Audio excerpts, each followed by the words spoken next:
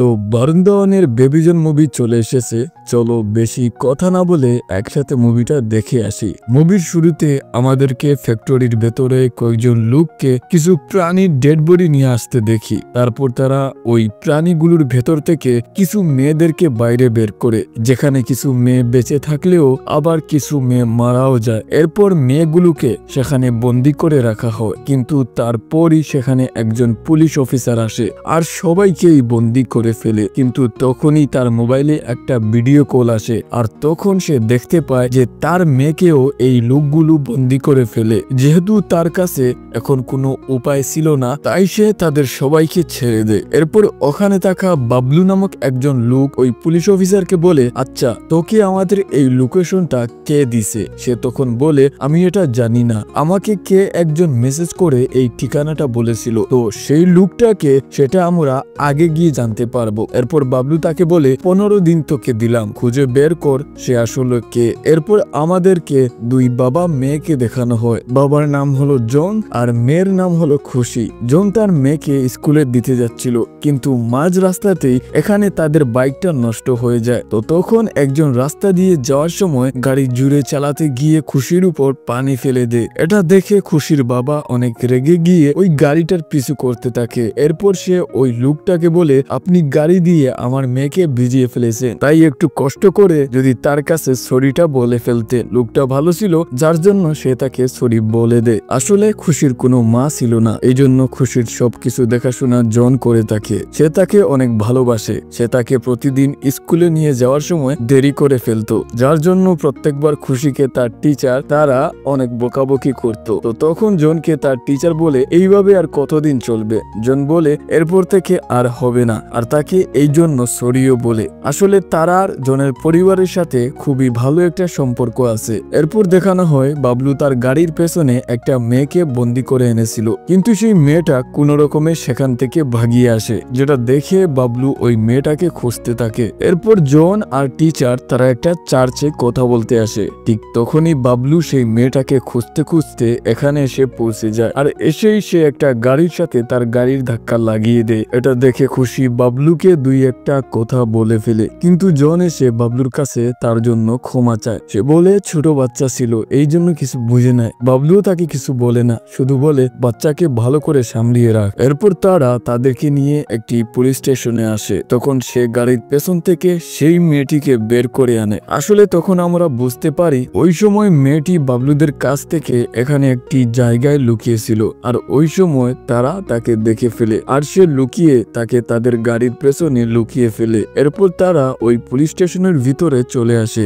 আর তার সাথে সাথে খুশিও সেখানে চলে যায়। জন খুশিকে অনেক ডাকার চেষ্টা করে যেন সে ভিতরে না যায়। এখানে জন তার মুখটিকে সবার সামনে লুকানোর চেষ্টা করছিল, আর সে কেন এমন করতেছে সেটা আমরা আগে গিয়ে জানতে পারবো। তারা ওই পুলিশ অফিসারের কাছে ওই মেয়েটিকে দিয়ে দেয়। তো তখন পুলিশ অফিসারটা জনকে দেখে তার যেন কেমন চিনা চিনা লাগছিল, কিন্তু তখন জন বলে, আরে না স্যার, আপনার কোথাও ভুল হচ্ছে, আপনি যাকে চিনেন আমি সেই না। এটা দেখে তার আর জন সম্পর্কে তার কিছু সন্দেহ হয়। এরপর দেখা যায় ওই পুলিশ অফিসারটা ওই মেয়েটিকে আবারও বাবলুদের কাছে দিয়ে দেয়, আর সে জনের সম্পর্কেও তাদেরকে বলে দেয়। এই জন্য বাবলু তার পুরো টিম নিয়ে জনের বাড়িতে চলে আসে তাকে মারতে। আসলে সে বুঝেছিল যে জনই তাদের বিষয়ে পুলিশে কমপ্লেইন করেছে। সে তাদেরকে অনেক বোঝানোর চেষ্টা করে, কিন্তু তারা উল্টো তাকে আরো অনেক মারতে থাকে। এরপর এখানে ওই পুলিশ অফিসার আসে, আর সে তাদেরকে তার মেয়েকে দিতে বলে। এরপরেই সে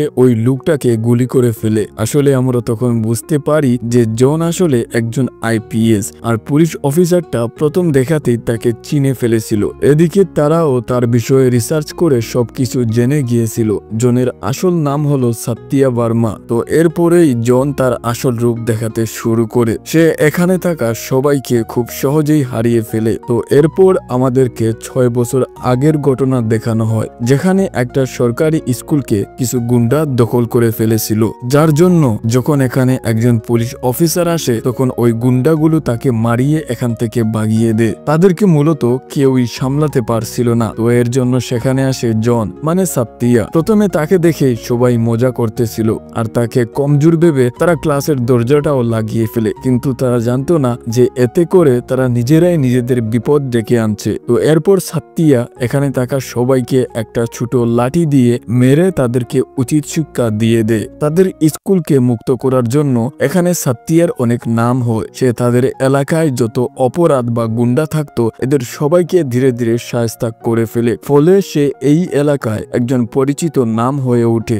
এরপর এই এলাকার একজন বড় গুন্ডাকে আমাদেরকে দেখানো হয় যার নাম বাব্বার শের। সে এখানে একটা লোককে মেরে ফেলে মাত্র ছোট্ট একটা কারণের জন্য, আর তাকে দেখেই আমরা বুঝতে পারি যে সে কত বড় খাতারনাক একজন লোক। এরপর সাত্তিয়া তার মার সাথে তার বিয়ের জন্য একটা মেয়েকে দেখতে যায়, কিন্তু ওই মেয়েটা তাকে বলে আপনাকে আমার পছন্দ হয়েছে আর আপনি ভালো একজন মানুষও, কিন্তু আমি আপনাকে বিয়ে করতে পারবো না কারণ আমার এক বয়ফ্রেন্ড আছে। তো এরপর সাত্তিয়া তার মাকে নিয়ে সেখান থেকে চলে আসে। এরপর তারা মা ছেলে যাওয়ার সময় রাস্তায় দুই ছোট ছেলে মেয়েকে দেখতে পায় যাদেরকে কিছু লোক ইচ্ছা করে পঙ্গু বানিয়ে তাদেরকে দিয়ে ভিক্ষা করাচ্ছিল, যেটা দেখে সে তার মাকে একটা জায়গায় রেখে সে ওই লোকদেরকে মারতে যায়। সেখানে থাকা সবাইকে সে দৌড়ে দৌড়ে কুত্তা মারা মারতে থাকে, আর এরপর সে ওইসব গুন্ডাদেরকে একটা হসপিটালে নিয়ে আসে ট্রিটমেন্ট করার জন্য। তো তখন সেখানে তাদেরকে একজন মহিলা ডক্টর আসে ট্রিটমেন্ট করার জন্য,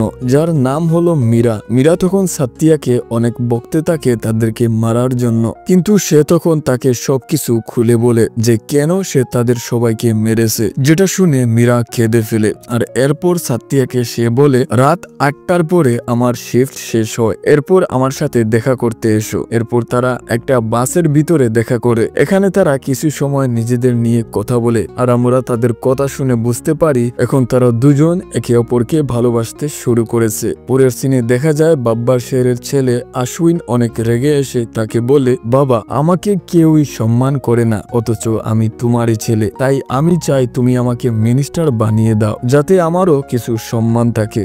আর তার বাবা তাকেও মিনিস্টার বানিয়ে দেয়। এরপরে দেখা যায় সাত্তিয়া আর মীরা আসে মীরার একটা বান্ধবীর বাড়িতে। সেখানে মূলত একটা অনুষ্ঠান ছিল, তো তারা দুজন সেখানে অনেক সময় কাটায়, কিন্তু তখনই সেখানে সাত্তিয়ার মা চলে আসে। মাকে দেখে সে ভয় পেয়ে যায়। এরপরে মা আর মীরা কিছু সময় একসাথে মিলে কথা বলে, আর তখন মা এসে সাত্তিয়াকে জানায় তার এই মেয়েটিকে পছন্দ হয়নি, সে যেন তাকে বাড়িতে ফেরত দিয়ে আসে, যেটা শুনে সাত্তিয়ার মন একেবারে ভেঙে যায়। এরপর সে মীরাকে তার বাড়িতে দিয়ে আসে। সে মীরাকে এইসবের জন্য তার কাছে সরি বলে, কিন্তু তখন মীরা হেসে তাকে বলে আরে এইসব কিছু একটা প্র্যাঙ্ক ছিল, আমাকে তোমার মার অনেক পছন্দ হয়েছে, যেটা শুনে সাত্তিয়া অনেক খুশি হয়ে যায়। এরপর একদিন পুলিশ স্টেশনে সাত্তিয়ার কাছে দুইজন বাবা মা আসে। তারা বলে আমাদের মেয়েকে আমরা কয়েকদিন ধরে খুঁজে পাচ্ছি না। পুলিশের কাছে গেলে পুলিশ বলে সে নাকি কারো সাথে পালিয়ে গেছে, কিন্তু আমাদের মেয়ে কখনোই এমনটা করতে পারে না। তো এটা শুনে সাত্তিয়া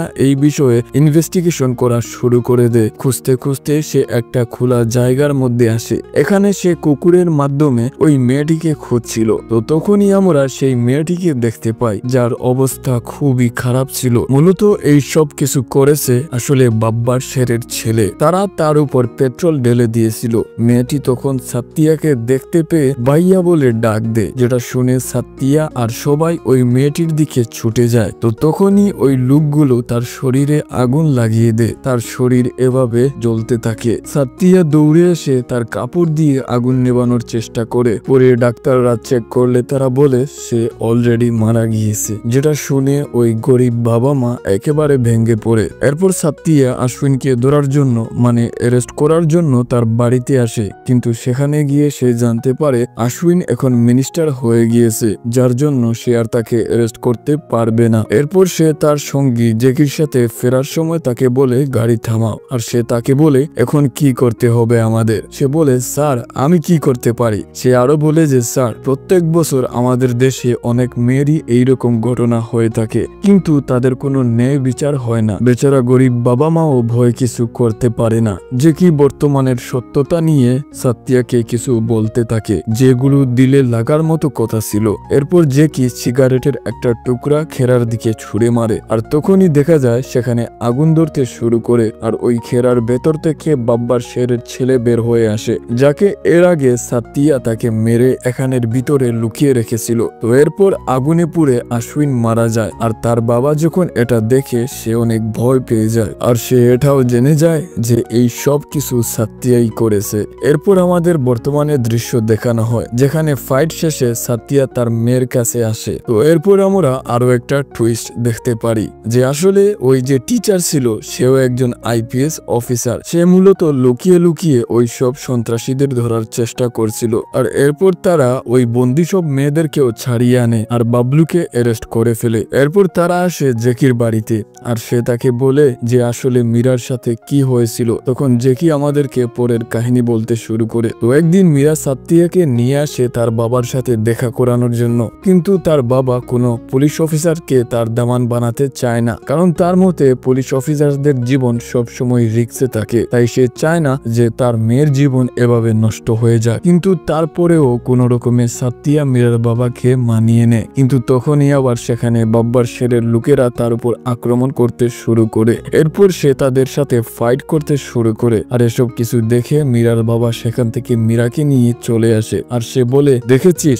এরকমই হয় পুলিশ অফিসারদের জীবন। এরপর দেখা যায় সাত্তিয়া বাব্বার শেরের আড্ডায় চলে আসে, যাকে দেখে এখানকার লোক তাকে মারার জন্য পাগল হয়ে পড়ছিল। সে এখানে মূলত এসেছিল বাব্বার শেরকে অ্যারেস্ট করার জন্য, কারণ তার নামে কেউ এখানে কমপ্লেন করেছে, যেটা আর কেউই নয়, সেটা তার নিজেরই লোক ছিল, কারণ বাব্বার শের ওর নিজের মেয়েরও জীবন নষ্ট করে দিয়েছিল। এরপর সাত্তিয়া তার গলায় ব্লেড তাক করিয়ে সবার সামনে থেকে সে বাব্বার শেরকে জেলে নিয়ে আসে। এরপর সাত্তিয়া মীরার সাথে দেখা করে, যে তাকে কয়েকদিন ধরে অ্যাভয়েড করছিল। তো তারা এখানে কিছু সময় নিজেদের মধ্যে কথা বলে আর এরপরে দেখা যায় যে তারা দুজন বিয়ে করে ফেলেছে। আসলে মীরা তার বাবাকে কোনো ক্রমে ম্যানেজ করে নিয়েছিল। কিছুদিন পর তাদের একটা বাচ্চাও হয়ে যায়, যে হচ্ছে আমাদের খুশি। তো এভাবে তাদের দিন অনেক সুখে কাটছিল। কিন্তু হঠাৎই একদিন বাব্বার শের দূর থেকে মীরাকে গুলি করে মেরে ফেলে আর সাত্তিয়াকেও গুলি করে ঘায়েল করে ফেলে। এরপর সে তার মাকে গিয়েও মেরে ফেলে আর খুশির গোসল করা টেপটাকে চালিয়ে দিয়ে আসে। এরপর বাব্বার শের তাদের ঘরের সব সিলিন্ডার গুলোকে খুলে দেয় আর একটা বোমও ফিট করে আসে। কিন্তু তখনই আমরা দেখতে পারি যে মীরা এখনো জীবিত আছে। সে উপরে গিয়ে খুশিকে নিয়ে আবারও সাত্তিয়ার কাছে আসে আর সাত্তিয়াকে বলে, তুমি এখান থেকে চলে যাও আর পুলিশের চাকরিটাও ছেড়ে দিও আর খুশির সব সময় খেয়াল রাখিও। তো এই বলেই সে মারা যায়। আর কিছুক্ষণ পরেই আমরা দেখতে পারি তাদের ঘরটা ব্লাস্ট হয়ে যায়। আর এতে সবাই মেনে নিয়েছিল যে সাত্তিয়া মারা গিয়েছে, কিন্তু সে তো মারা যায়নি। তো এই ঘটনা শুনে তারা অনেক ইমোশনাল হয়ে যায়। এরপর একদিন সাত্তিয়া তার মেয়েকে স্কুলের বাসে দিয়ে আসে তাকে স্কুলে যাওয়ার জন্য। আর তখনই তার মোবাইলে একটা ভিডিও কল আসে, যেটা ছিল বাব্বার শেরের। সে জেলের মধ্যেও খুন খারাপি করতেই আছে, যে তার বিরুদ্ধে যেত সে তাকে মেরে ফেলতো। সে বলে, তোর জন্য একটা গিফট আছে, পিছনে তাকিয়ে দেখ। আর তখনই দেখা যায় স্কুল বাসের ড্রাইভারটা ইচ্ছা করেই গাড়িকে নদীর মধ্যে ফেলে দেয়, যেটা দেখে সে তাড়াতাড়ি ওই জায়গায় যায় আর সব বাচ্চাদেরকে বাসের ভেতর থেকে নিয়ে আসার চেষ্টা করে। আর সেখানে থাকা লোকাল মানুষরাও তাকে সাহায্য করে।